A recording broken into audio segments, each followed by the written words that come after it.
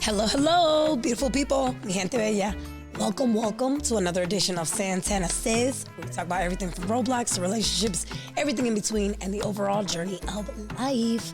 I am excited as always to bring you another edition of the show, but also to celebrate. So it is a celebration episode because 30, this is officially 30 episodes into the podcast that I am super excited about. But also it's been officially an entire year, whole year of Santana Says. It went by super fast, I would say. Not that we're always counting, but that year flew by for me. So definitely there was a lot that we were able to cover. There was a lot of topics that we were able to go over. So of course we're going to take some time to highlight that, but just pausing and, just acknowledging that it has been an entire year of being able to bring awareness, have conversations on topics that aren't always talked about. I am overjoyed, honestly, to be even able to have that. For those who can see me, I'm also rocking my Santana Says shirt, which I had on my official birthday as well, because of this birthday episode is just maybe like a week after the official birthday. But my birthday is on October 29th, and we launched the podcast last year exactly on October 28th, so the day before. And so we get to celebrate a birthday together, me and the podcast. So I'm super excited about that. Love it. If anybody were to be interested, let me know, I guess, if you ever wanted it. But I do love it. Even when I had the shirt made, it was awesome to go pick it up. And they were literally like, oh, is that you? That's on there. So just to be able to have the brand, just to be able to have the platform, I can't celebrate or talk about that enough. So I am super happy it's here, that it has existed for this long, and that you've been rocking. So if you're here, you're listening, I know that means that you're participating in some way, whether you're new or whether you've been here from the beginning, and I don't know how to be able to capture enough in words how much that means to me and to this and to what we're doing and to the efforts that we're trying to cultivate. And so it's been amazing. I will also tell you that, as I have mentioned to you all in the past, a lot of the individuals that we brought on the show, all people I knew, that I rocked with, that I've known, we've gone back to diapers, but there have been also people that I have intersected with through the work that I do as an advocate, as a person that's out in the community and things like that. For example, our most recent guest, Elena, was actually somebody I met we actually met doing it was a Roberto Clemente revitalization project of the park. And so now, like I mentioned before, I definitely plan to have Tanisha come back because that woman has catapulted. She's been doing so much. She brought back the baseball league. There's so much that I want her to be able to tell y'all about. But it was also Rosa's project. So actually Rosa, a whole nother individual that hasn't even been on the show yet, but who already does a lot of community projects. They put this all together. We go out there because, of course, we support it. We love it. While we're there, that is where she and I actually had a conversation. So for the first time. So I had never met her, never knew her, just felt a great energy. And, of course, if we're both there supporting a community projects, obviously I feel like this is somebody I should probably get to know, learn more from, or at least connect with. And so we did. And so it actually started there, but it was soon after I added her on social media and all that I saw that we also had other issues that tied us together and also common interests. One of those being domestic violence. So it's been amazing to know that, but I also love that after she was on the show, we started talking more about the nonprofit that she told you all about, that she wants to bring back, and how we might actually be able to work together to not only bring it up, but maybe be able to serve on it, all those things. I promise y'all, had it not been for this kind of platform and having that opportunity, I don't know that we would have had that conversation organically any other way. We might have arrived to it in a different avenue. But it definitely happened because of that. It started with the conversation we had here, the fact that we were united in wanting to grow awareness, and now we might actually be serving together, on her own nonprofit and being able to grow that. That's incredible. There's no price tag that I can put on those kind of connections. And that's why I tell y'all that anytime you have something you want to start, anytime you have something that you're thinking about doing, there are definitely people that are here ready and waiting for you to do it. And there's so many reasons why you should, and if you're feeling that pull to do it, please do, because there's so many great benefits you can gain from it. There's so many people that you can touch. And again, there's so many people that are waiting in line just to know and see you shine in those ways. And I'm already overjoyed that that's happening this way. And so there's that. But it's also, speaking of celebrations, I'm also feeling really good because we are coming to you from Ohio. I'm sure election day happened all across the country, but in Ohio, we had two great victories that took place. We had two issues that were on the ballot, And, I know we don't always get into elections and political things on the show, but what I want to, it's actually topics that we have talked about indirectly. And so one of them there was an issue that was on the ballot about reproductive health. So that was one of them, whether or not those decisions should lie in the people actually making those decisions, or if there should be other individuals that should make the decisions for them. That was on the ballot.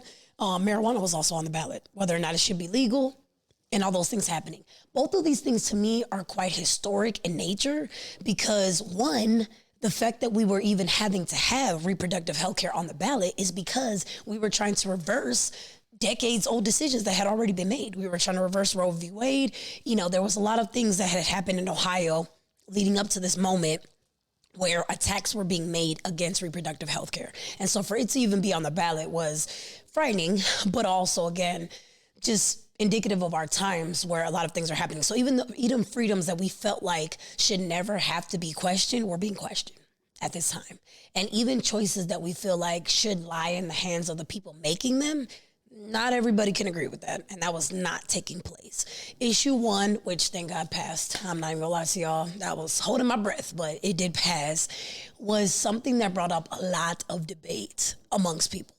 Reproductive health. And here's the thing though, right? I'm saying reproductive health care because I feel like it has to do with that. It absolutely does. But here's the thing that threw everybody off, right? Is that it had to do with abortions. So abortions was part of it. And people had so many issues about it. They made it seem like that was the only thing, which it wasn't. It was about abortions being accessible to people, but it was also about people being able to access services like abortion and being able to do that freely and not having it be outlawed, quite frankly, just not having it be outlawed. And here's the thing. What did people do? Like we do with a lot of issues like these, they honed in on the abortion piece, and especially those who are anti-abortions had all these things to say about it. And I get it because these are touchy subjects in the fact that there are some people who feel very strongly about not participating in things of that nature. That part I understand. Much like a lot of people have been contributing to the conversation about Israel and Palestine from many different angles. That also is something I understand because it's hard. You've either known somebody who's participated in that, somebody affected by it, I get it. But there are also a lot of people who are contributing to the conversation who had never had an abortion, will never, probably in their whole lifetimes, ever have to even consider having an abortion or just never will, right? Because they're not in support of it. And what was fascinating to me, and it was great to see a lot of people show up in different ways in this conversation, was how many people felt like they needed to pass judgment, even though they were never going to participate in an abortion or, be part of that. There were still people passing judgment on others and saying, this is something that should not happen. We should not allow this to occur. Simply because they didn't agree with it. Simply because they didn't agree. Because they're not supportive of it. And because they never saw themselves taking part in it. And as always with human nature, it's always fascinating to know that we'll do that. That we will completely ridicule others and make them feel less than for something that honestly we shouldn't even be having to engage in a conversation about it if we're never even going to cross paths with that person, or, if it's something that it's never going to personally affect us. But we still feel like we need to pass our opinion on it or we need to pass judgment on it. And in how many other situations do we do that in? And when it came to marijuana, same thing. There are many people who are non-smokers who felt the need to judge others like this should not be legal. This is going to change everything. Newsflash is that, one, there are many people that were already smoking well before this became on the ballot. So we acted like it was some novel thing. This is also the thing that was interesting to me. We always think that when things become legal, that is going to make the occurrence of those things increase. And it's the opposite, folks. I just want to make sure people are aware of this because it was interesting to see how people did not acknowledge that. Abortions don't go up. That doesn't always happen when they become legal. What happens is that they become safer. That's really what it is. They become safer and individuals don't have to go across state lines.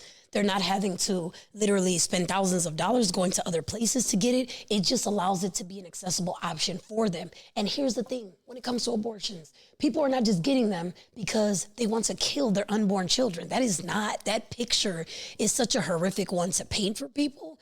And as a person that proudly works at Planned Parenthood, No, I know firsthand that is absolutely not the case, but also nobody arrives at that decision lightly. It's one that you actually have to spend time on, know about, and there's many reasons why people pursue it. I even heard people, honestly, even liberal folks who were saying that, but even, these people pushing issue one and, doing all that, like, honestly, it's frustrating hearing them talk about that because they care so much about that issue, but they're silent when it comes to other issues.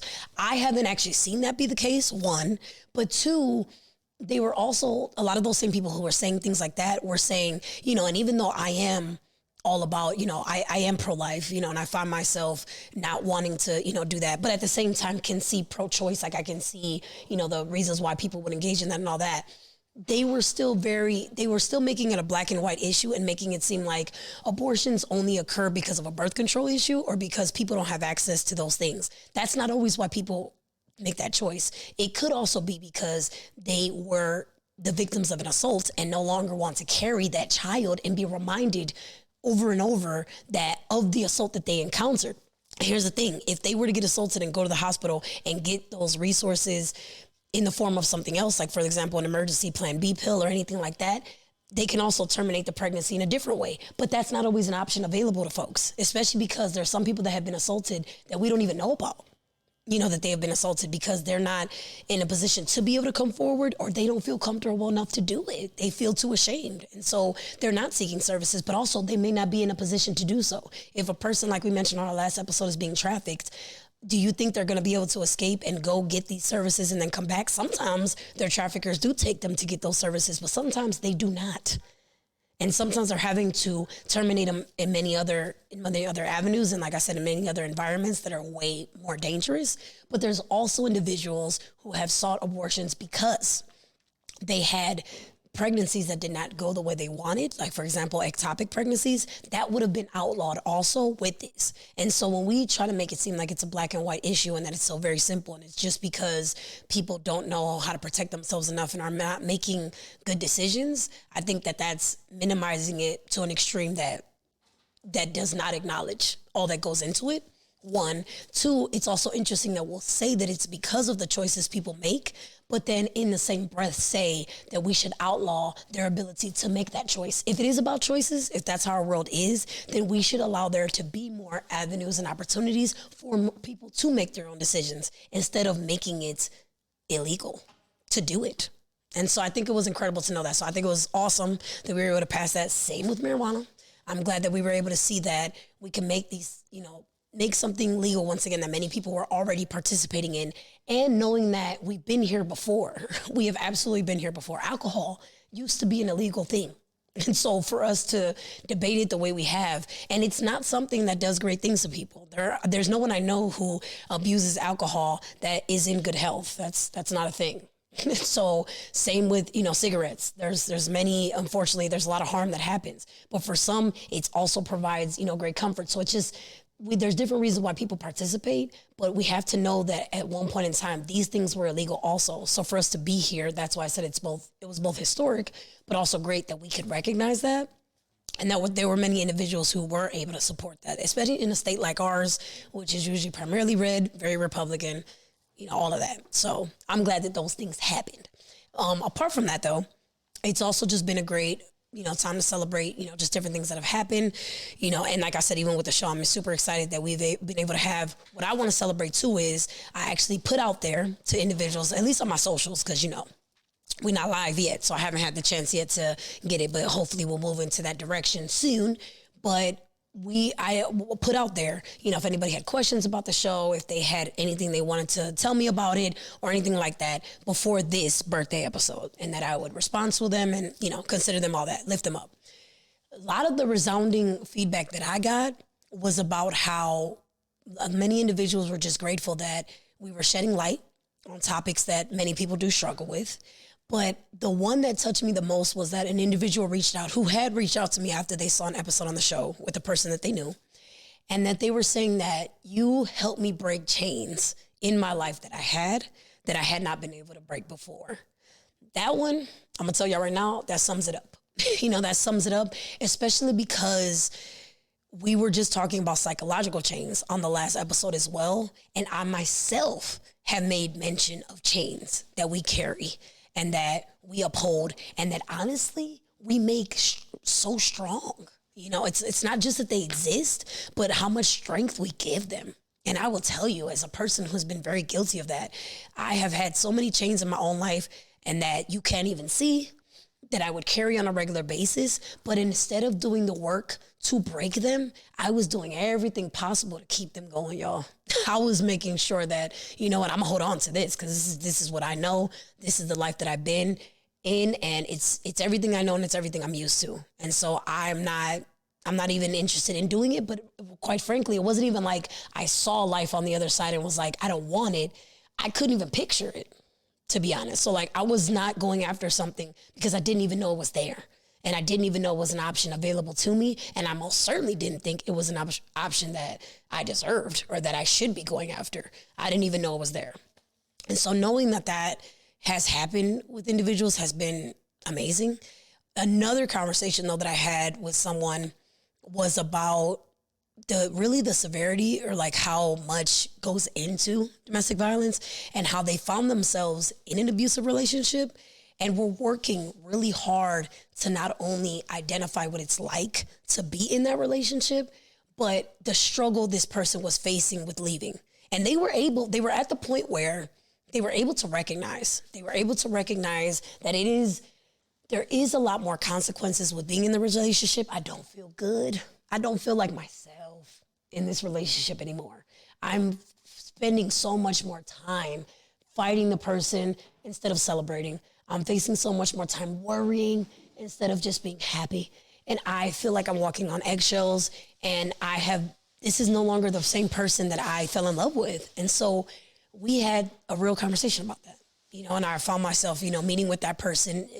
Not only the conversation moved from online to in person because I wanted to be able to talk to this person more, you know, get in their head and see, you know, where they were coming from. And it really reminded me how much, and like what we have, you know, told y'all about how much courage it really does take, but how hard it can really feel to know that you deserve better, but not know how to get there yet, and to not be able to materialize it, recognize it, or make steps towards it because you still think it's such an elusive concept because it's hard for you to picture how to get there and because there's so many things still pulling you back. And I think that's that psychological piece that we can't talk about enough because it's like, that's what we mean by those are what the chains look like. You know, you being able to even see freedom, because as I mentioned, of course it's going to be hard to go after freedom when you can't see it, but it's also even harder to go after freedom when you can't reach it. You know, when there's somebody either pulling you back from that freedom or you yourself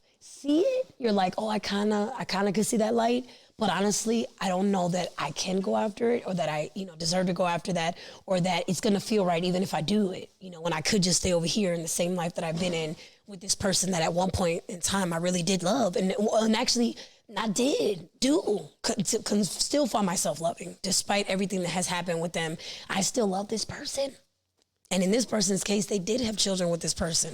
So they see that person in the eyes of their children. And it's just so many things there. So being able to talk to that person was incredible. They're, you know, still working through things as it is. And it's just knowing that these kind of conversations help plant seeds to that. Because that's all I really want for folks is for them to be able to see that, materialize it, and hopefully be able to make steps towards it. Because that's really all it takes is being able to at least know it first, recognize it first, and then be able to put in that action. I mean, first, if you can't even, you know, accept it or want it, you know, please. And so what I had also told this person, and I want to reiterate to anyone in that situation, is that you also got to applaud yourself, though, for even considering it. Even if you find yourself in a place right now where you're like, oh, I kind of want to, but I'm not sure, you know, many things are pulling me back, and I'm not, you know, I don't know if I really am going to make that step. The fact that you even have in that internal battle is great, y'all.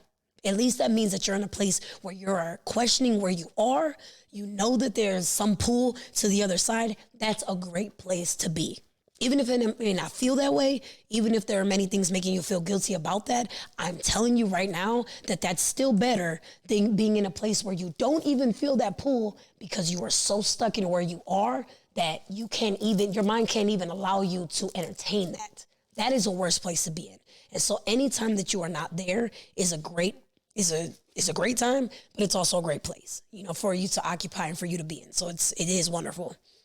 And so because of that, I also wanted to spend a little bit of time saying that I want to start looking at life more deeply into what life looks like on the other side. And so I love that we have spent the past year talking about what these issues look like, and how to recognize them, how to identify them, why it's important to talk about them and all that stuff. But once you start actually making those steps and wanting to break those chains, what does that life look like? And what do I do then?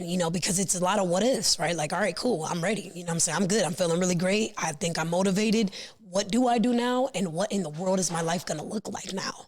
I definitely want to speak to that. And the first part of that I want to indulge in when it comes to that is even starting with myself. So when I first made the decision to leave, I don't want to minimize at all, and I don't think I can emphasize enough how difficult it was, especially at the start.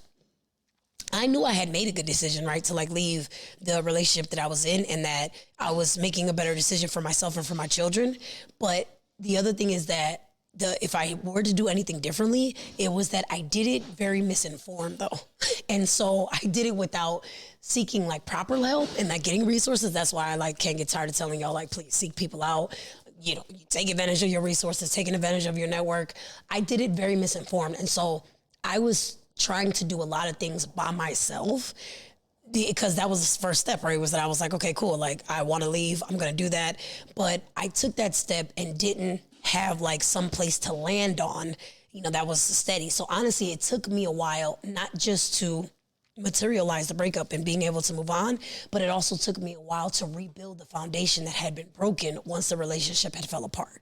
And I mean that in an emotional sense, I mean that in a physical sense, and I mean that in a financial sense. And so because of that, I even made financial decisions that I really could have avoided had I simply taken time, honestly, to either reflect on where I was and what was better. I'll even be transparent enough to say that because I wasn't where I wanted to be, even with bills, for example, because I went from 2-income household to now it's 1, and I didn't know where I should put my money. I remember being late on some payments and actually choosing intentionally which ones to be late on and making the wrong decision, by the way, because now y'all know things follow you when it comes to taxes and all that. So yeah, there was some financial decisions I made when I first broke up with my abusive partner that haunted me for a while and for years afterward. And it was simply because I didn't know, like I said, I was going from a misinformed place, and because I was coming from a place where I already felt less than, and I already felt like I'm a failure for even letting this happen. I didn't see it as a success that it was. And even to this day, I've had individuals remind me, and that's what I'm so grateful for, and that's what I always want to be a voice for you for. So if I'm the only person telling you this, please, we need to make sure that gets emphasized, is that that's not a failure, okay? A relationship, especially of that kind, ending, any relationship ending, whether it's a friendship or anything like that, why are we always so afraid of endings, And we are so afraid to embrace the new beginning. We do that so very often to ourselves, and we're like, how am I supposed to do this, and what does it look like to do this, and why? Why am I at this age or at this stage in my life starting over? Why would I do that to myself? Why would I want to? Why not is my question. Why not? Because you'd rather spend the rest of your life in this terrible situation, the same one that has brought you zero fulfillment. You don't think your life is going to age you quicker that way? You don't think things are going to be way worse? I can definitely tell you from experience that, yeah, I want to make sure that it's clear that I am speaking to anyone in that situation that no, it's absolutely better on the other side. There's so much more to it. And yes, it definitely can feel hard as ever at the beginning. It definitely feels hard to fall. In any time in your life where you fall, you're not going to escape the pain that comes with that. But the peace that you're able to experience, there is no monetary value that can go on that. So even all the bills that I was late on, you know what I'm saying? Even the decisions that I was making that I had no idea about, that I was navigating with no roadmap, I would do it all over again in a heartbeat. Like I told you, I just would rely more on others and ask for more help, but I would do it again. I would do it again, and I would do it 10 times over just to be where I am now, and just to be able to recognize that and As I mentioned, what I would add, though, is recognizing the success in that and not seeing it as a failure that many people try to point it out to be. Leaving a relationship is not a failure. Ending a friendship does not mean that you're a failure. Having to start over in your career. If you are unhappy in your career and you're like, what is this?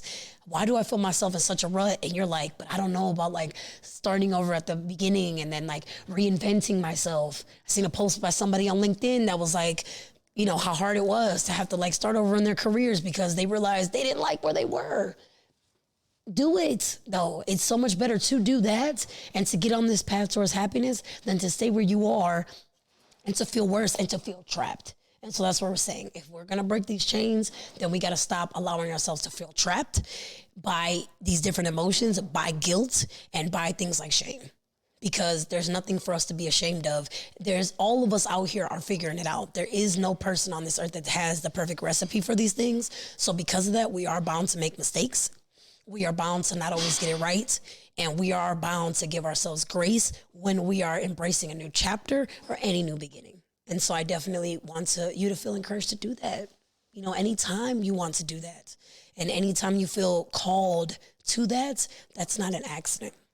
That's not an accident. And that's something that you should absolutely embrace. And if you want to do that with the proper support and with the proper people around you, please do. Because it's not going to be the easiest thing to do, but it's absolutely going to be the best thing for you. So I hope that we are, you know, able to do that more and to delve more into that here. And I definitely want to do that, like I said, with this year too, with this new year upon us. You know, we have already started a new season upon us, and it's even a new season in the world as well, that we can continue to have conversations in that world and what that's like and how, in order to really strip ourselves of those things, how we can really equip ourselves to do that, and more of what in the world does that look like when we do that. And so those are going to be some of the topics that for sure we are, you know, planning to cover. And so I definitely, you know, plan to do that. I am definitely putting a call out to anyone that's in those, you know, in those areas that want to delve deeper into that. Please let me know, because we will definitely be having more of those topics. But also I want to put a call out to anyone who feels called to contribute feedback in any way other than the ones that I've already heard. I'm going to be wanting to get way more dialogue from folks. I'm going to start putting, you know, more questions out there and asking us things about things that we have discussed, how we going to face our toxicity in our own lives, how we can break free from these things, you know, how can we do to really embrace the life on the other side, and just so many things like that. So please know that all of that is coming. And I do plan to also, I feel very called to also want to have more community events. So as those details unfold, please know that I'll be sharing them with y'all first, because you know, y'all the homies. And so, you know, y'all the crew, y'all the originals, y'all are everything. So, you know, if I'm gonna share it with anybody, I'm gonna share it with y'all. And anytime that you get to an end of one of my episodes, I just want you to know that I just thank you so very much. Just for even, you know, out of all the things that you can listen to, out of all the things that you could be participating with and taking part in, that I was part of, you know, your day, you know, that I was part of your thought process, and that you are with me here now, and that we can support one another. And so please, you know, embrace your call to freedom, embrace your call to the other side.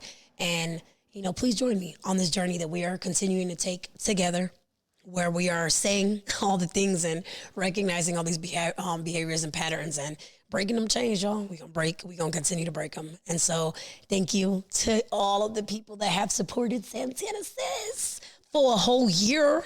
And, you know, welcome to all the people that will be joining us hopefully in the future. You know, if this happens to be your first one, then welcome. And like I said, if you've been rocking with me, hugs all around to you, mi gente bella.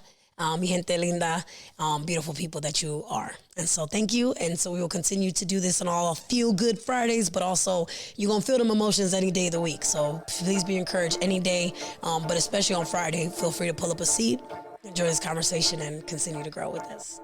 Thank you.